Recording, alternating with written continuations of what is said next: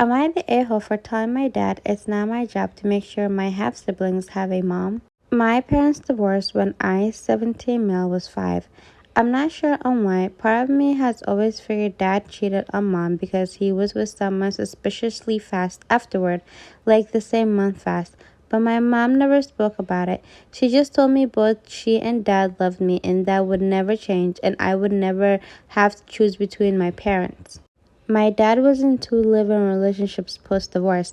When I was 7, he was with Jen and had Luna, 9, with her, and then when I was 10, he was with Bree and had Harry, 7, with her. Jen and Bree both stopped being moms to their kids, and so my dad became a single full-time parent to my half-siblings. From that onward, my dad has tried to convince mom she could step up and at least feel some kind of female role model relationship with them. He also corrects me on half-siblings term and says we're just siblings, and if I were to call them just my siblings, it might soften mom's heart to being a female or maternal figure for them. He would ask mom on my behalf to let me have my half-siblings over to her house during her custody time. My parents share equal time with me.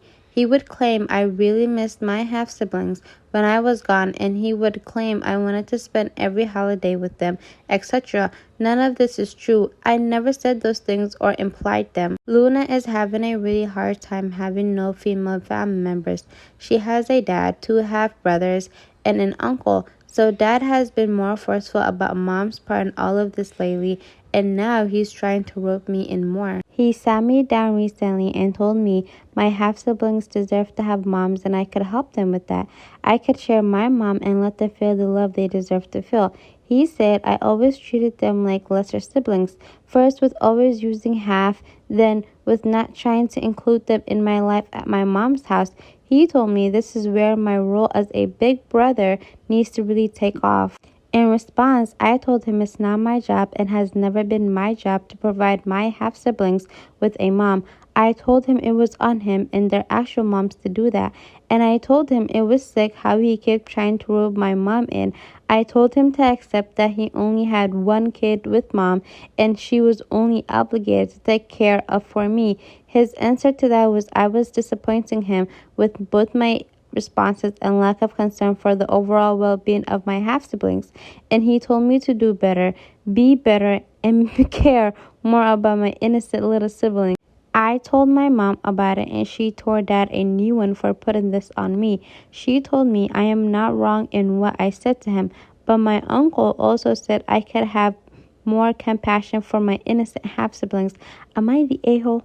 A commenter said, not the a-hole. You or your mother have no obligation to provide a mom to your half-siblings.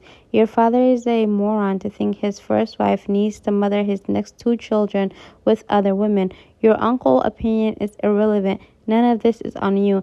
And honestly, I agree, because what is with the gaslighting? Why does this child need to take care of little kids and be a role model for them in any way? And why does his ex-wife need to help him raise the children that he had with 2 other women? Like, what's with the gaslighting? This man literally is trying to gaslight this poor lady and his son. Am I wrong for moving out after my parents told me to give my space to my brother and his family? I, 27 female, live with my parents. I have a job and I have been helping them by paying rent and buying groceries. My brother is married and has 2 children, a 2-year-old and a newborn baby. He recently lost his job and has asked my parents if he can move back in until he is back on his feet. My parents told me that I would need to move out of the basement suite in the house and into my mom's hobby room while my brother and his family stay with them. I did not agree and they said it was their house and their rules. I really don't own a lot of stuff. Everything in the suite belongs to them. I don't even own my bed. I packed up my clothes and my laptop and I went to work like usual. I work out of town for 14 days. Then I get 7 days off. While I was at work, I booked an all-inclusive for my week off. It cost me less than rent and food at my parents' house. I told my parents my plans and they were cool with it. I started getting texts a few days ago asking where my rent and grocery money was. I said that I moved out, that if I wasn't living there and eating there, I wasn't going to be giving them money. They got really upset because they were counting on the money to help support my brother. They said that I moved without giving notice. I said they literally gave away my I moved out without giving notice. I said they literally gave away my living space and that I didn't owe them anything if I wasn't there. I asked them how much they are charging my brother. I was giving them 1,800 a month Canadian money for rent and food, and I was only home a maximum of 14 days a month, usually less. My brother called me to say I was the A for not helping him out. I pointed that he hadn't sent our parents money when he was employed. He said that he had a family to support, so he needed his money. He said if I came back, he and his family would move upstairs and I could have my space back. I had actually done the math though. I can stay at all inclusive, which cover my room, maid service, food, alcohol, and entertainment for 2/3 of what I was paying my folks, and I don't have to live through Edmonton winters when I'm not working. I sent my parents $500 to help them with groceries, then I went to the beach. My parents, my brother, his wife, and a fair few of my other relatives are saying that I am an a-hole for abandoning them on a time of need. I think if I'm not there, I shouldn't have to pay anything. Am I the a-hole? I feel like they kicked OP out of the house because they said it's their house, their rules, which means, it's their house, their rules. So how did they expect her to pay for a place that she doesn't live in? The agreement was that she pays for her room, and she pays for the food that she's eating. And she said that she doesn't even live there the whole month. She stays there 14 days, if not less days in a month. 1,800, one bedroom, in a house that you're only staying for 14 days in a month or even less. Like, please, they're doing too much. Am I wrong for asking my sister-in-law to stop treating my son as if it's theirs? My 35 male sister-in-law, Laura, 33 female, doesn't have a child. She's been through many miscarriages in the past too. After my wife, Madison, 34 female, gave birth to our son, Ethan, we allowed Laura to interact with him. We dropped him at her house if we wanted someone to babysit, etc. Whenever they came here, she played with him and all that. Yesterday, we dropped him at her place again, and when we arrived, she was playing with him. We just remained there for a while and talked while she played with him. I heard her saying, "Where's your mother?" "Your mother's right here," referring to herself. I did not like that, and Madison did not either. But it got worse. She said, "And your father's here to play with you as well," referring to her husband, Bob, 37 male. I was about to say something as I was shocked, but then I realized that Ethan now called them Mama and Dada for the first time. The first time he ever said his parents' name, and it was theirs. He never called us that before. Madison began to cry a lot while I got furious. I called Laura a effing B-word and asked her what she's sticking to calling them that. Her husband got mad and they began to argue, saying that he's as good as their son, etc. Madison accused her of being a goddamn backstabber, and in the end, we took Ethan away from them by asking them not to treat my son if it's theirs. Laura was crying, and her husband was shouting at us while we left. I was wondering whether I overreacted.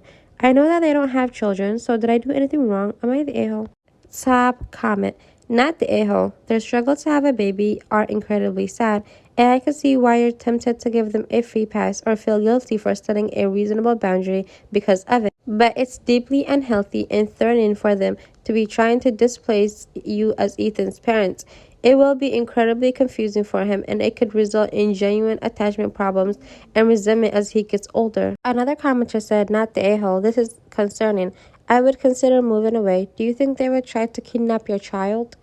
I mean, I agree with the commenters because that's a little bit weird. I know being infertile and having miscarriages, although I have never experienced it myself, like that can be hard, especially like when you want something, especially something as big as having children.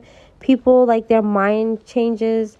I don't know, but that's just a little bit weird. And I feel like OP did not do anything wrong, and they should not feel guilty for setting a boundary, especially a healthy boundary as this. This is their child. Sorry for your loss, but you shouldn't confuse a baby like that. Am I wrong for giving my daughter the same name that my brother wanted to assign to my deceased niece? My 36 male brother, Attache, 37 male, had his first child recently, but she passed away due to crib death. They've been distraught about it, including my sister-in-law. A few months later, my wife, Ria, 33 female, got pregnant with our child, and it turned out to be a daughter. For our naming ceremony, we selected the name Karthika after much discussion. When I informed Atasha and my sister-in-law about it, he seemed startled, shocked, and told me that was what we were going to call our daughter. I did not know that, so I said sorry for bringing up that topic accidentally. He demanded that I change the name immediately. I said that I cannot do that. This discussion was on the same day that the ceremony was supposed to be held. I was not supposed to inform anyone about what the name we were going to assign the child as per Hindu tradition, but they pestered me and I gave in. I said that I'm not going to change when the ceremony was going to be held in a few minutes, especially since that would be inauspicious. They began to accuse me of doing it deliberately, called me horrible, etc., but I did not relent and went ahead with it. The ceremony is over now and it's her legal name, but they're demanding that I change the gazette to name her something else and were calling me names again. I told them that it's too much to demand such a thing and asked them to F off. They're not talking to me now. Am I the a-hole? If OP knew the name, which I don't know, I try to look in the comments to figure out like why would he not know the name if he went to funeral service?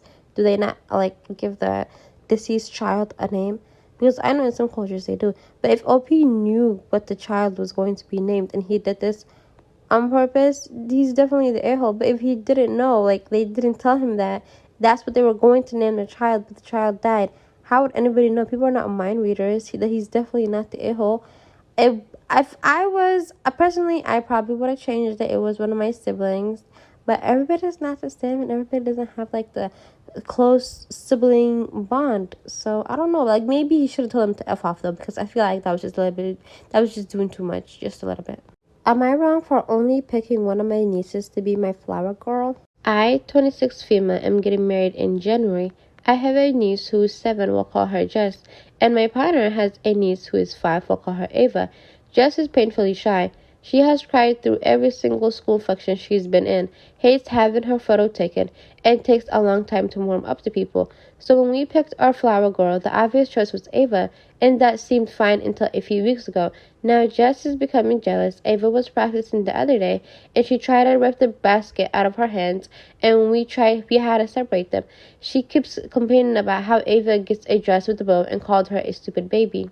Jess's mother is mad at me now, saying that I should have based my decision of Jess's previous actions, and that I should let her be my flower girl because she wants to be one so very bad. When I said that I'm not changing my mind so close to the wedding, she said that my favoritism is showing. I'm not trying to play favorites. I just thought that Jess would be miserable in the particular situation.